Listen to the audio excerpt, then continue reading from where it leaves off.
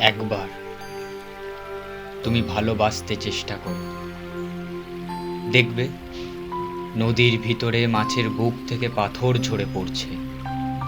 পাথর পাথর পাথর আর নদী সমুদ্রের জল। নীল পাথর লাল হচ্ছে, লাল পাথর নীল। একবার তুমি ভালোবাসতে চেষ্টা করো। বুকের ভেতরে কিছু পাথর থাকা ভালো, ধ্বনি দিলে প্রতিধ্বনি পাওয়া যায়।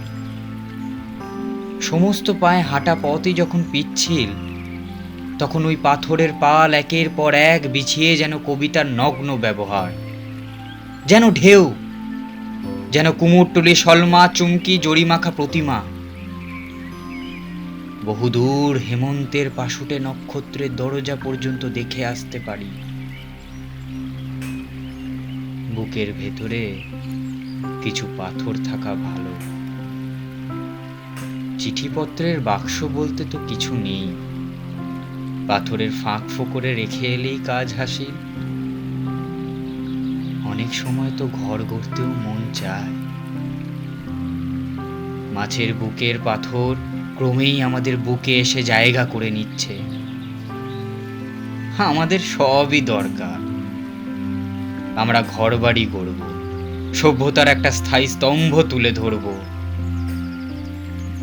রুপলি মাছ পাথর ঝরাতে ঝরাতে চলে গেলে একবার তুমি ভালোবাসতে চেষ্টা করো।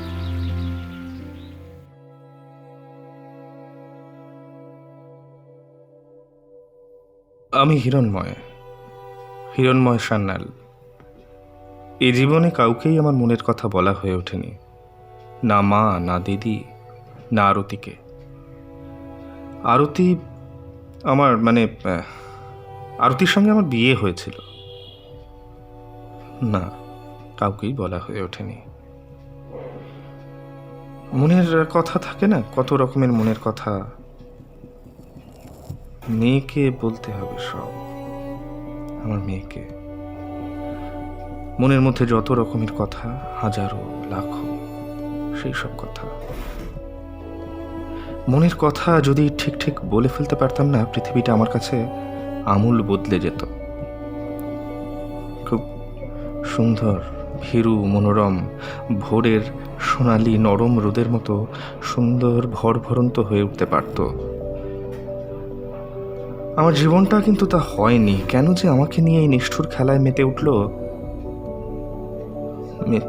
কিন্তু সে কে মেতে উঠল? বিধাতার খেলা নাকি বৈরিতা? মানুষ যা বলতে চায় তার বদলে যদি অন্য কথা বেরিয়ে আসে মুখ দিয়ে, তাহলে তাকে কি বলে? ঠিক ঠিক ঠিক এই জিনিসটাই ঘটে আসছে, বারবার ঘটে আসছে আমার জীবনে, চিরটা কাল। মন যা বলতে চায়, কণ্ঠ তাকে ধাক্কা মেরে হটিয়ে দেয়। যদিও বা মুখে চলে আসে কথাটা, জিভ আর ঠোঁট অমনি বিদ্রোহ করে বসে, মনের কথা মনেই রয়ে যায়। কিন্তু মেয়েকে এই কথাটা বলবো না, না, বলতে হবে সবটা বলতে হবে। আমি যেটা বিশ্বাস করি সেটা অন্যকে বলতে পারবো না। হৃদয়ের সঙ্গে যুক্ত কথা দিয়েই হয়, তাই না? কিন্তু আমার জীবনে এমনটা হলো কেন? আমার সঙ্গে মার, আমার সঙ্গে দিদির, আমার সঙ্গে আরতির বাবা ছিলেন শিলিগুড়িতে রেলের কন্ট্রাক্টর, সিভিল। মানুষটা দারুণ দাপট, 2-250 কুলির প্রভু, অপার সুখ, অঢেল বিত্ত, অসীম প্রতিপত্তি। পোষা বেড়ালের মতো তার গায়ে, তার পায়ে লুটোপুটি খেত। এমন লোকের মেয়ের সঙ্গে আমার বিয়ে? না, আমার এমন লোকের একমাত্র মেয়ের সঙ্গে বিয়ে হওয়ার কথা নয়। তবু কেমন করে যেন হয়ে গেল।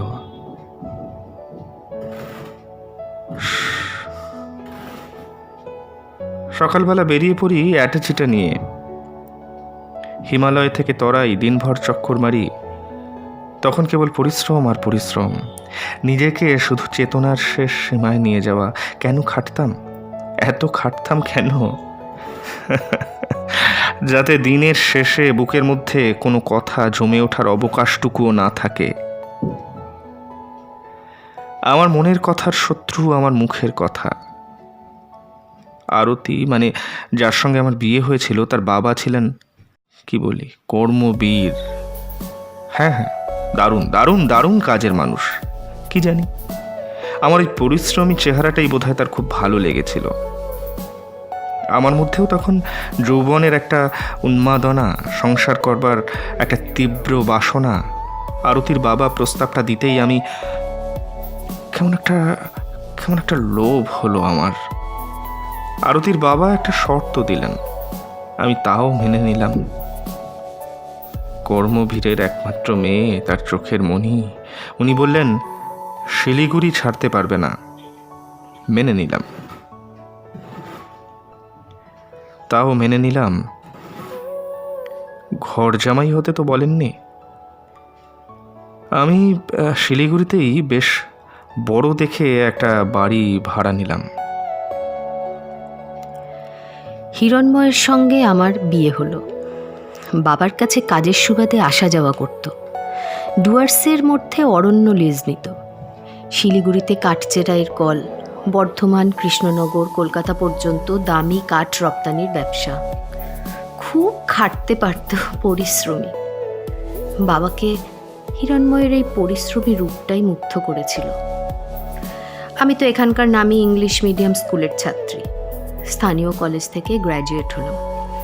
এমন সময় আমার মা মারা গেলেন। 7-5 ভেবে বাবা আমাকে হিরণময়ের সঙ্গে বিবাহের প্রস্তাবটা মেনে নিতে বললেন। শর্ত দিলেন ওকে শিলিগুড়িতেই থাকতে হবে।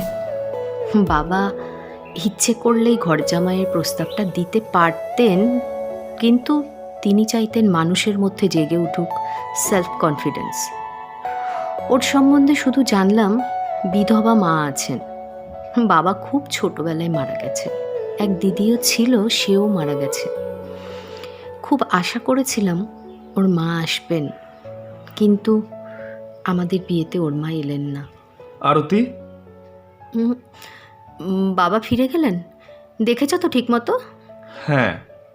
আমার কিন্তু বাবা ছাড়া আর কেউ নেই, আমার সবচেয়ে প্রিয়জন। আমিও প্রিয়জনদের হারিয়েই তোমাকে ফিরে পেলাম। তুমিই আমার প্রিয়জন। কি হলো, কথা বলো। কথা না পেলে মানুষ আবহাওয়া নিয়ে কথা বলে, তুমি তাই দিয়েই শুরু করো। তুমি বলো। এখন বাংলায় কি মাস বলো তো? খুব বিপদে পড়ে গেলাম। মার্চ।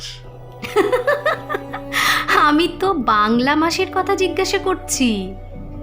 ও না, আমি বোধহয় বলতে পারবো না। ফাল্গুন মাস। ওয়েদারটা কিন্তু খুব সুন্দর। ঠান্ডাও না আবার উষ্ণও নয়। শিলিগুড়িতে এ সময়টা খুব ভালো লাগে। মহানন্দার দিক থেকে কি সুন্দর হাওয়া দিচ্ছে, পাচ্ছ না? পাচ্ছি। কি দেখছো?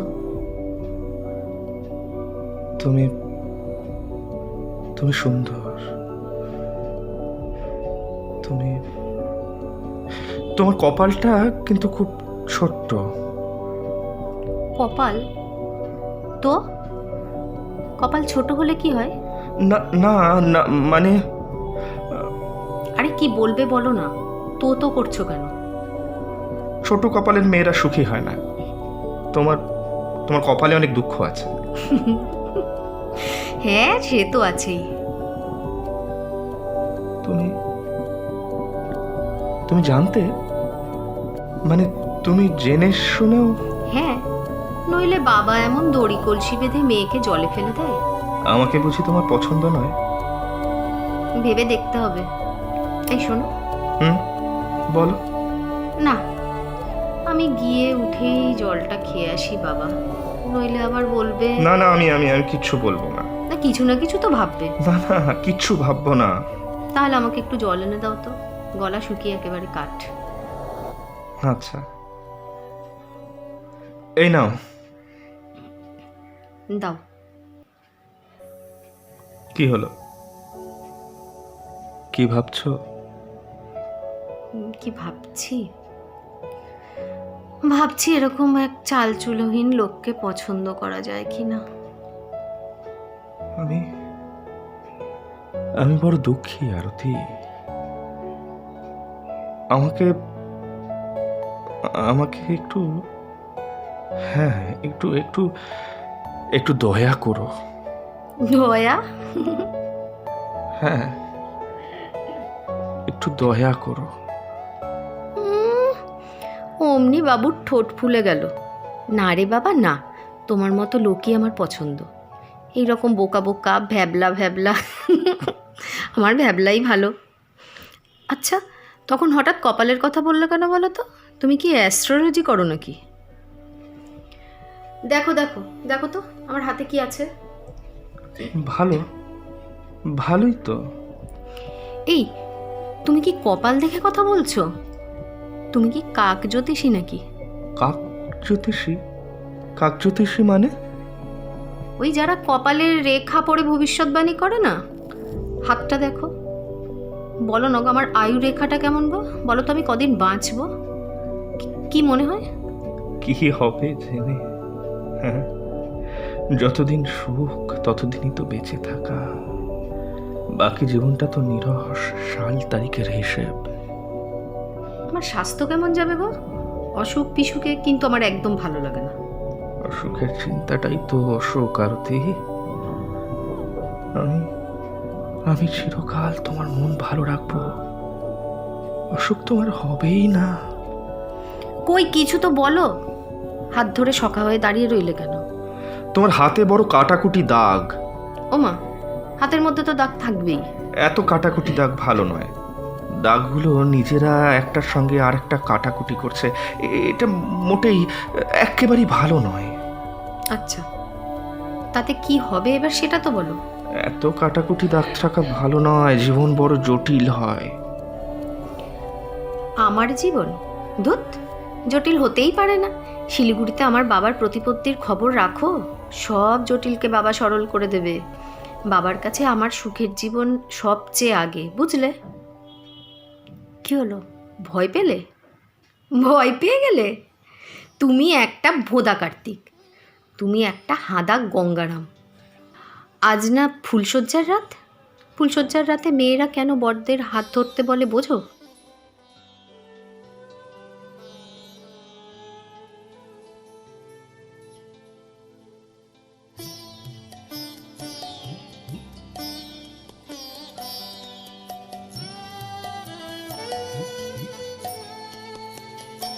আমার হিয়ার মাঝে লুকিয়েছিলে, দেখতে আমি পাইনি তোমায়, দেখতে আমি পাইনি।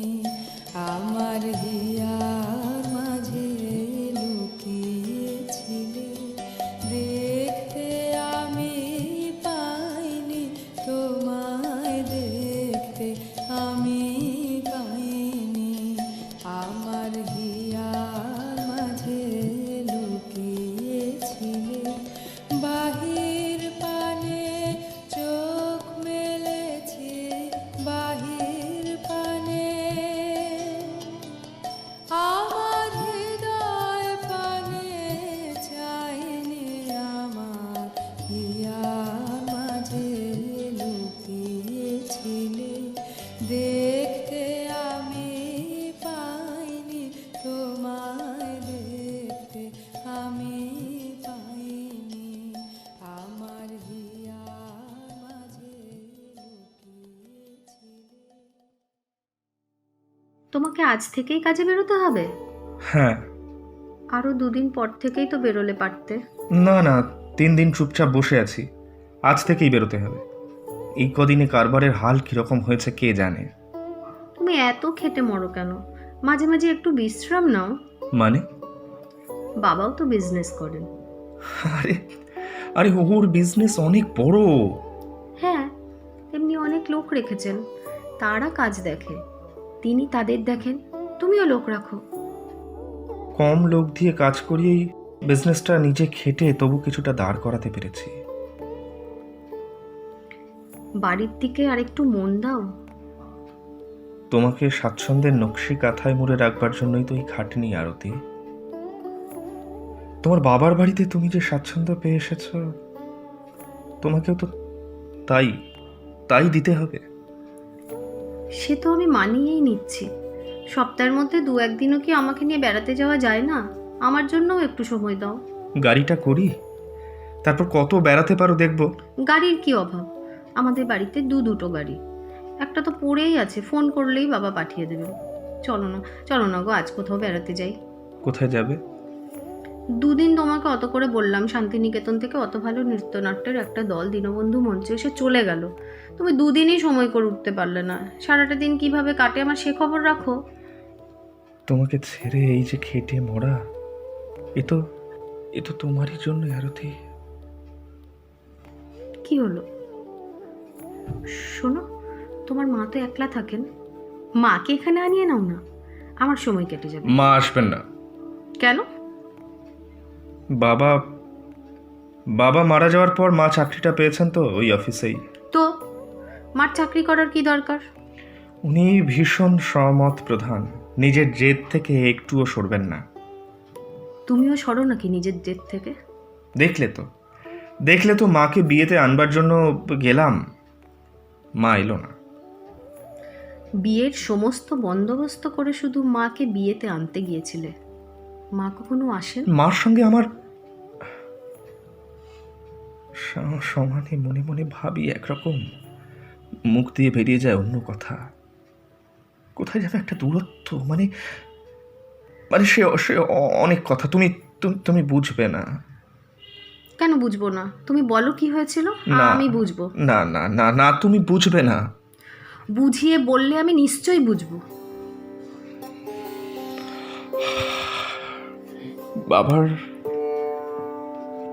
বাবা মারা যাওয়ার পর মা চাকরিটা পেল। মার তখন ওই 29-30 বছর বয়স। আর আমার বাবা কত ভালোবাসতো আমাকে। যে মানুষটাই সেদিনও ছিল, হাসি খুশিতে ভরিয়ে রাখতো সংসার, তাকে শ্মশানে পুড়িয়ে এসে আমার বুকের মধ্যে হু হু করবে না? বলো। ছুটির দিনে আমাকে আর দিদিকে নিয়ে চিড়িয়াখানা, জাদুঘর, Victoria Memorial, Nehru museum, Pareshnath মন্দির, কোথায় না নিয়ে যেত বাবা। প্রথম আইসক্রিম, প্রথম বুড়ির মাথার পাকা চুল বাবাই তো কিনে দিয়েছে। আমার কি দুঃখ হয় না? মনে মনে আমিও তো সব সময় বলতাম, মা দুঃখ করো না মা, আমাকে একটু বড় হতে দাও, তোমার সব কান্না আমি মুছে দেব। মা বাবার ছবিটার সামনে বসে খালি কাঁদত। সারাদিন অফিস, সংসারের খাটাখাটনি, রোগা দিদিকে নিয়ে দুশ্চিন্তা।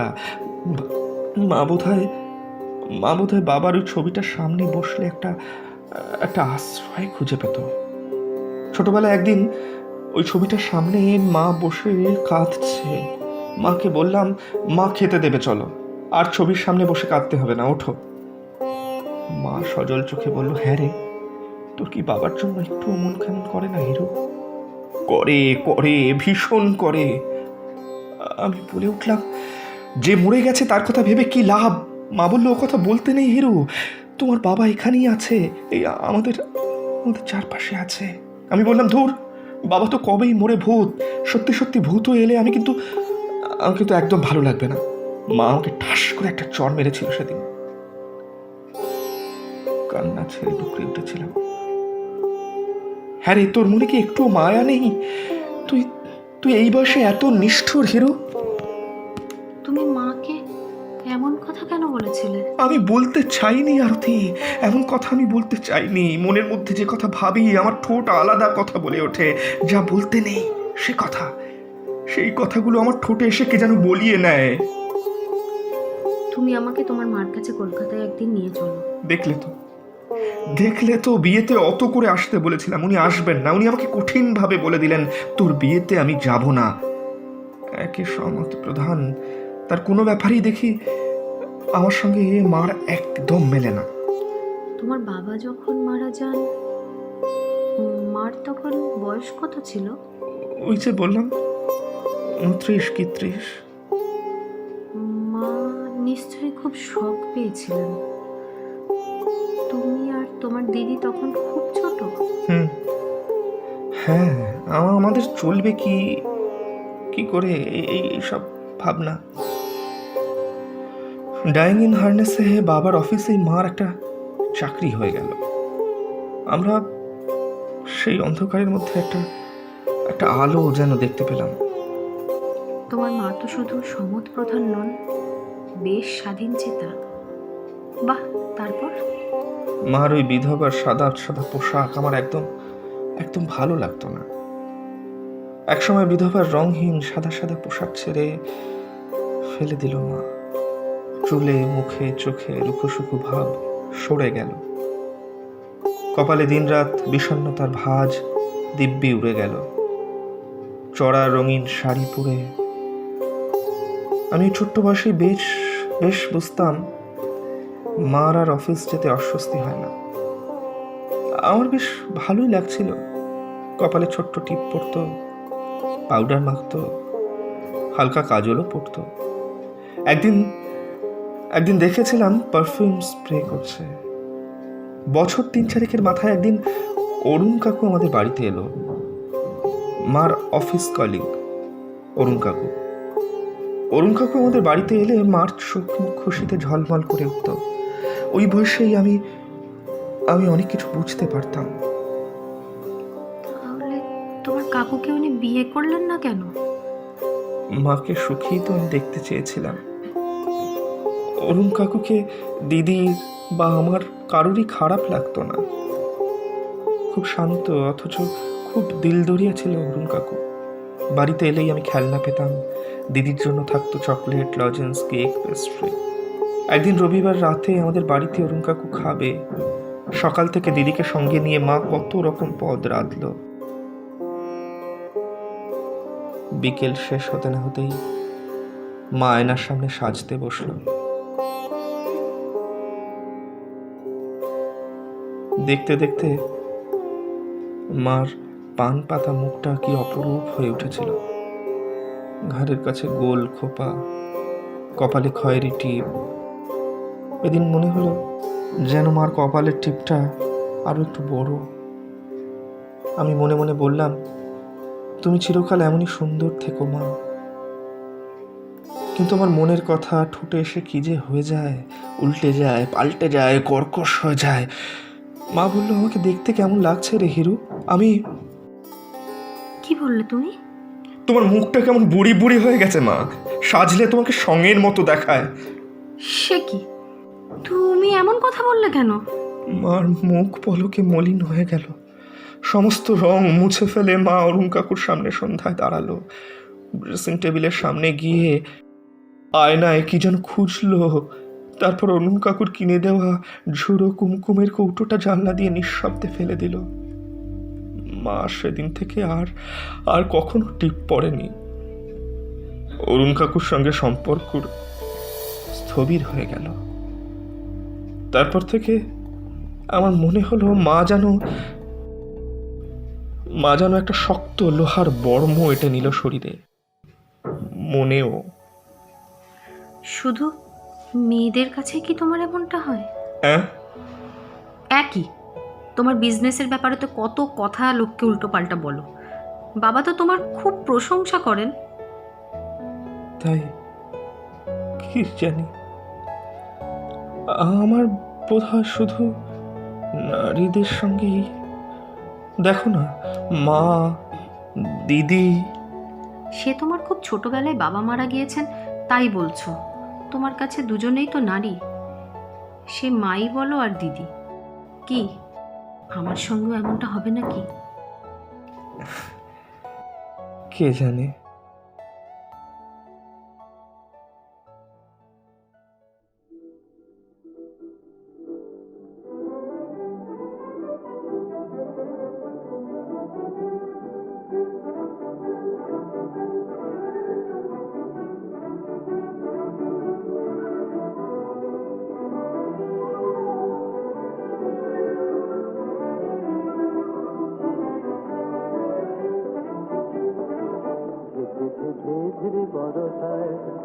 গো ভরসা আমার ভাঙা ঘরে তুমি দিনে সন্তান সন্তান বহে হাওয়া মিছে গান গাওয়া এমন দিনে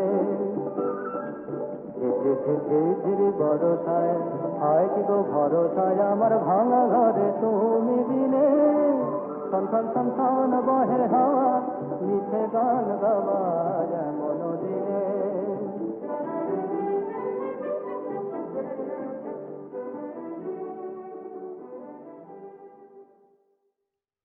কি ব্যাপার, তোমার লজ্জা করে না? কেন? হঠাৎ লজ্জা করবে কেন? বিয়ের পর 4 মাস কেটে গেল, একদিনও কি আমার চাওয়া কোথাও তুমি আমাকে নিয়ে যেতে পারো না? কাজ থেকে ফিরে আবার টেবিলে কাজ নিয়ে বসতে চলেছ। আচ্ছা, একবার তো বাবার কাছে যেতে পারতে। মোল্লার দৌড় ওই শুধু মসজিদ অবধি না। Simply it's boring to me. আমাকে তুমি বিয়ে করেছো কি শুধু ঘরের মধ্যে শোপিস করে রাখার জন্য? ঘরে বসে থাকার দরকার কি? বেরোও না নিজের মতো করে। দেখ, কার সঙ্গে ঘুরবো? যার সঙ্গে খুশি। এ শহর তো তোমার চেনা। জানি, চাইলে বাবা এক্ষুনি গাড়িও পাঠিয়ে দিতে পারে। ড্রাইভারের সঙ্গে একলা একলা ঘুরতে ভালো লাগে। চলো না, জানো কলকাতা থেকে গ্রুপ থিয়েটারের খুব ভালো একটা নাটক এসেছে। প্লিজ, আজ হবে না। আচ্ছা, মুশকিল তো। এসব নাটক একদিনের জন্য আসে, আর হবে নাকি? আজ আমার হবে না। আজ আমার অন্য কাজ আছে। আমি চাইলেই জানো তো আমার 100টা সঙ্গী জোটাতে পারি। সত্যি? তুমি দেখতে চাও? বেশ, এবার থেকে তাই দেখবে। আমার কথাটাকেই ধ্রুব সত্য ধরে নিয়ে আরতি সঙ্গী জুটিয়ে নিল। আমাদের পাড়ার দেওর, ওর পুরনো বন্ধু, আনাগোনা শুরু হলো অনেকের। মার্কেটিং বাড়লো সিনেমা দেখা, গ্রীষ্মে পাহাড়, শীতে জঙ্গল, পিকনিক। একটু রাত করেও বাড়ি ফিরে এসে আরতিকে দেখতে পাই না। এখন আমি আগে ফিরি, ও পরে। তবু সম্পর্কটা চলছিল, অম্ল মধুরে, কাটায় ফুলে চলছিল।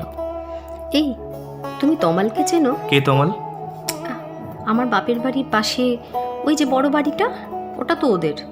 দেখতে খুব হ্যান্ডসাম, রোজ নতুন নতুন নানা রঙের টি শার্ট পরে, প্রচণ্ড স্পিডে মোটর বাইক চালায়। না ঠিক মনে পড়ছে না তো। কিন্তু কেন? জানো, তমালটা ভারী অসভ্য হয়েছে। তমাল কি বলে জানো? তমাল বলে আমার জন্যেই নাকি ও বিয়ে করে উঠতে পারছে না। এমন ছেলে বলে কি, যে মেয়েকেই দেখে তাকে নাকি আমার তুলনায় বাঁদরি মনে হয়। তোমাকে ভালোবাসার কথা তো আমার বলার কথা। এ কথা তমাল কেন বলে? অকারণ স্তুতিবাক্য মানুষের ক্ষতি করে আরতি। হিংসা চুজি। হিংসে কেন হবে? কারণ তমাল তোমার চেয়েও হ্যান্ডসাম। তুমি তমালের মতো সুন্দর করে কথা বলতেও পারো না, জানোও না। কারণ তুমি তমালের তুলনায় অতি সাধারণ। আর ও কি বলে শুনবে? কি? সেই কথাটা, যে কথাটা তুমি আজও বলনি। সে কথা কি তুমি এখনো শুনতে পাওনি আরতি? তুমি কি সে কথা আমার কাছে শুনতে চাও? না, চাই না। ও কথা তোমার মুখে আর মানাবে না। ও কথা তমালের মুখেই ভালো মানায়। পথে ঘাটে, বনে, প্রান্তরে, পাহাড়ে, আকাশে, নদীতে, পর্বতে এখনো যে আমি শুধু তোমাকেই দেখতে পাই আরতি। এই দুনিয়ায় কোনো পুরুষ, কোনো নারীকে আমার চেয়ে বেশি ভালোবাসতে পারে না।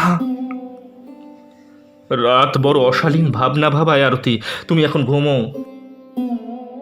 নিষ্ঠুর, নিষ্পাপ। তুমি মানুষ নও। মন বলে তোমার কিচ্ছু নেই। তুমি কষাই তুমি। কি যে হয় সংসারে, শুধু মেঘ আর মেঘ। আর সে মেঘের আড়াল থেকে এক অদৃশ্য তীরন্দাজ বিশ্বের তীর হেনে চলেছে। আমার একটা মাত্র দিদি, ওই রোগা দিদির আমি ভীষণ ন্যাওটা ছিলাম। আমার সে মাত্র 4 বছরের বড়। মা অফিস যেত, আর আমায় আমার দিদির সঙ্গে খেলা, দিদির সঙ্গে খাওয়া, দিদির সঙ্গে ঘুম। বাবাকে অসম্ভব ভালোবাসতো দিদি। বাবার চলে যাওয়ার পর গুমড়ে কাঁদত। সেই গোপন চোখের জলই বোধহয় দিদির বুকে গ্লোরসি হয়ে বাসা বাঁধল। 15-16 বছরে মেয়েদের স্বাস্থ্য কেমন বাড়ে, অথচ দিদি ফ্যাকাশে হয়ে যেতে থাকলো ক্রমশ, সারাদিন বিছানায়। আমি মনে মনে বলতাম, দিদি তুই ভালো হয়ে যা, ভালো হয়ে যা দিদি। একদিন দিদি বলল, হ্যাঁ রে, কি বিড়বিড় করছিস রে হিরো? কই কিছু না তো। নিশ্চয়ই কিছু বলছিলি, কি বলছিলি বল না রে। আমি কতবার ঠোঁটকে বললাম, আমার জিভকে বললাম, বলো না, বলো না, দিদির খুব কষ্ট হবে। আমার মুখ দিয়ে বেরোলো, তুই আর ভালো হবি না রে দিদি। দিদি কোকিয়ে উঠলো, কেন কেন এ কথা বললি তুই? আমি বললাম, তোর অসুখটা খুব খারাপ রে, আমি জানি, এরক সেরেও সারে না। হাউমাউ করে কাঁদতে গিয়ে দিদি কেমন চুপ করে গেল। দিদি কেমন খিটখিটে হয়ে গেল, বিনা কারণে মার সঙ্গে গলা ফাটিয়ে ঝগড়া করে আর সাপান্ত করে আমাকে। এরপর স্কুলের পড়া ছাড়তে হলো ওকে। তখন আমি একটা ওষুধ কোম্পানির ক্যানভাসার। আমি বুঝে গিয়েছি পাত্রপক্ষের সামনে বসা আর বাতিল হওয়াই দিদির জীবনের পরিণতি। রূপ নেই, যদি বিয়েও হয় লাগবে অনেক অনেক টাকা, একলা মায়ের আয়ে হবে না। আমার মধ্যে একটা অপরাধ বোধ আমাকে দিনরাত পরিশ্রম করিয়ে নিতে থাকলো। টাকা টাকা, আরও টাকা চাই। শেষ পর্যন্ত আরও বছর 5 পরে দিদির একটা সম্বন্ধ পাকা হলো। পাত্র কার্ডবোর্ডের ব্যবসা করে, খাট আলমারি আর যা যা বরকে দিতে হয় সব দেওয়া হবে। বহুদিন পরে পরিবারে একটা উৎসবের হাওয়া। একদিন পাত্রপক্ষের কাছ থেকে একটা ছোট্ট পত্র এলো, অত্যন্ত বিনয়ের সঙ্গে। ব্যবসার কাজে 1.5 লাখ টাকা আটকে গেছে, ছেলের বৌভাতের জন্য 20,000 টাকা দরকার। ছেলেকে নানা কাজের ধান্দায় এখানে ওখানে ছুটে বেড়াতে হয়, একটা মোটরসাইকেল বা স্কুটার অতি আবশ্যক। মা বলল, এখন কি হবে? অত টাকা আমি পাবো কোথায়? আমিও বললাম, এখন উপায় কি হবে দিদির? আমার মন বলল, দরকার হলে কোম্পানির মালিকের কাছে আত্মাটাও বাধা রাখবো। কিন্তু আমার ষড়যন্ত্র বেইমানি করে আমায় বলল, এ বিয়ে ভেঙে দাও মা। দিদি কান্নায় কোকিয়ে উঠল, কেন কেন বিয়ে কেন ভাঙবে? আমার জন্য তুই টাকা দিতে চাস না? না, তোর জমানো টাকা নেই। আমি বললাম, থাকলেও দেবো না। ওখানে বিয়ে হওয়ার চেয়ে তোর বুড়ো হয়ে বসে থাকা ভালো। আচমকা মা কতদিন পরে ছুটে গিয়ে জাপটে জড়িয়ে ধরলো দিদিকে।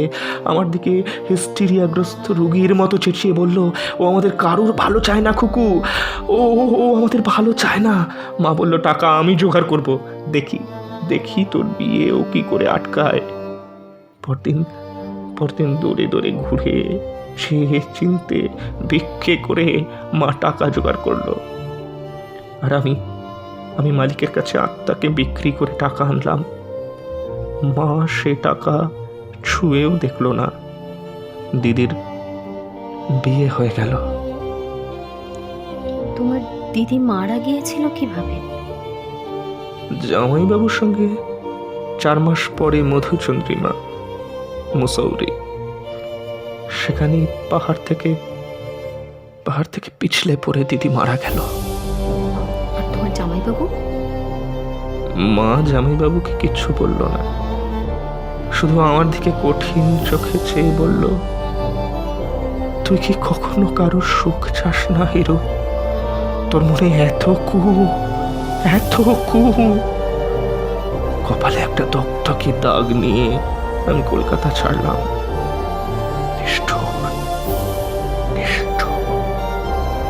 তারপর শিলিগুড়ি, তোমার বাবার সঙ্গে দেখা। শিলিগুড়ির পরের বছরের ইতিহাস তো তোমার জানা। হ্যাঁ জানা। পৃথিবীতে শুধু কর্মঠ আর পরিশ্রমী হলেই সব হয় না। তোমাদের বংশের সবাই অদ্ভুত, আর তার মধ্যে তুমি শুধু নিষ্ঠুর না, কষাই তুমি। কষাই।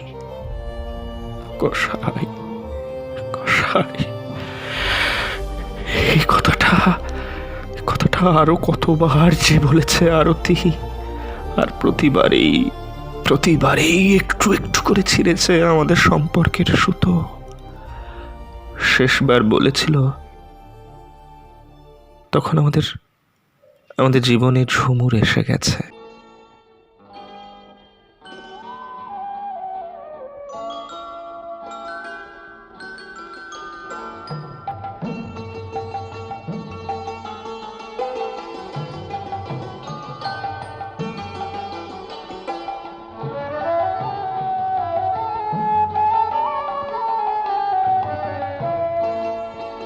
আমি হৃদয়ের কথা বলিতে ব্যাকুল, শুধাইল না কেহ।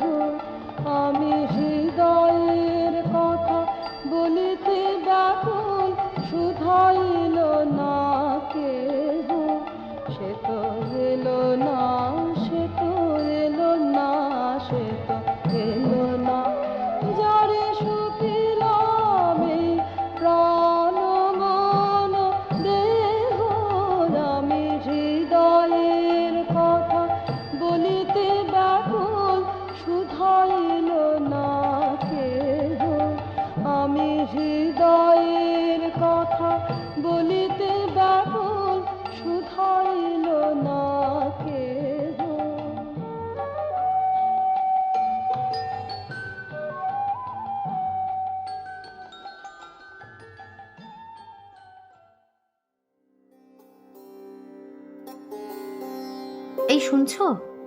শোনো, বলো। আমি যদি এক্ষুনি ছুটে গিয়ে ওই উঁচু টিলাটার ওপর থেকে ঝাঁপ দিই, কেমন হয়? ওখানে বড় ঝোপ জঙ্গল, একটু নিচে গিয়ে আটকে যাবে।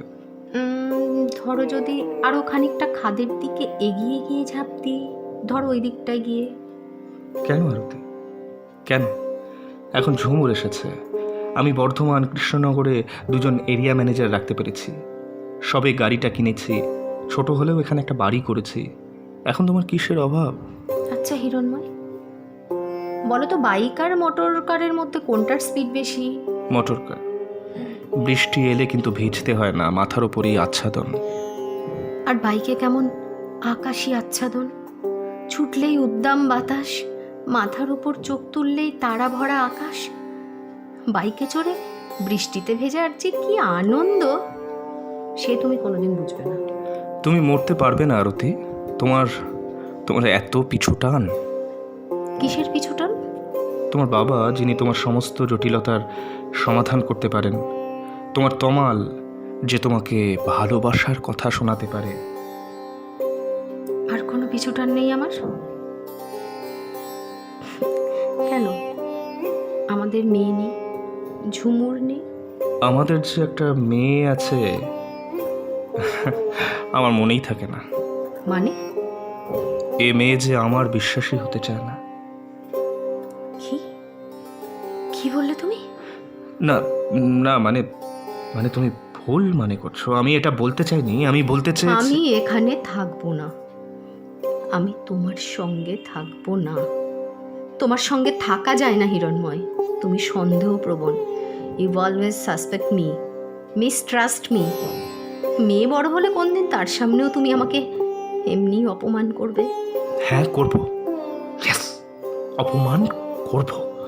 যা সত্যি তাই তাকে বলবো, তাকেও শুনতে হবে এই সত্য। সে আমার মেয়ে নয়। কসাই, তুমি তোর ছোট লোক। ছি ছি ছি, আমি কোনোদিন তোমার মুখ দেখতে চাই না। সেদিন বিকেল, সন্ধে পেরিয়ে বড় দ্রুত রাত হয়ে গেল। কালো অন্ধকার রাত।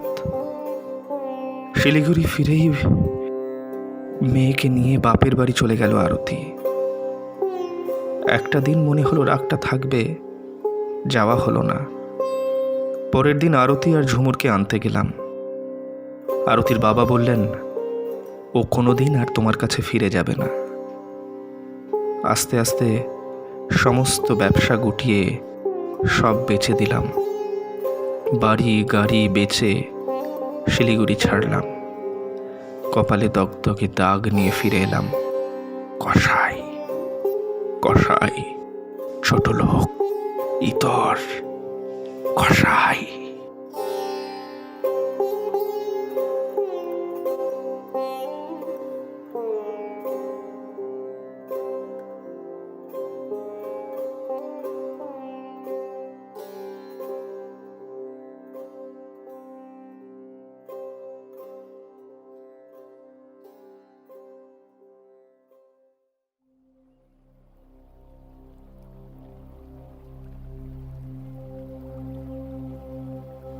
দেখতে দেখতে 20টা বছর কোথা দিয়ে যে পার হয়ে গেল কে জানে।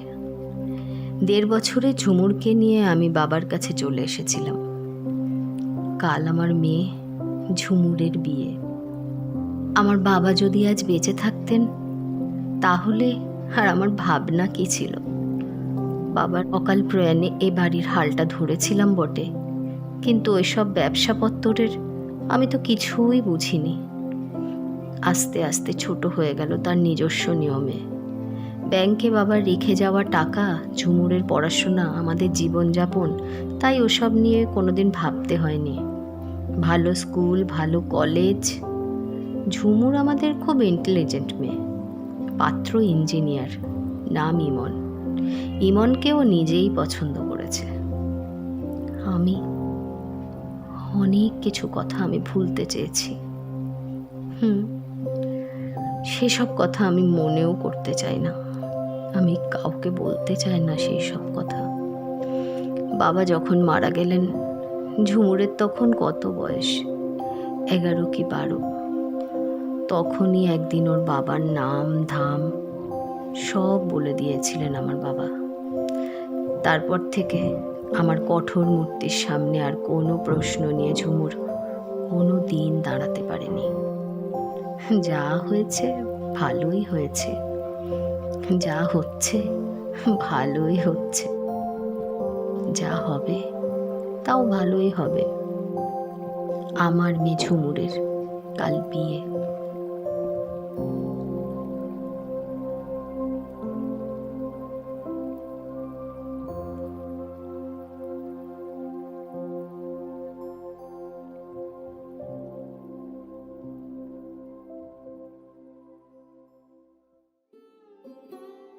কুড়ি বছর বাদে আমি আবার শিলিগুড়ি চলেছি।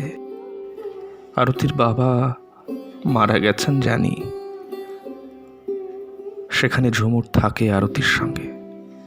গত বছর গ্র্যাজুয়েট হয়েছে, খুব ভালো মেয়ে, দেখতেও নাকি খুব সুন্দর।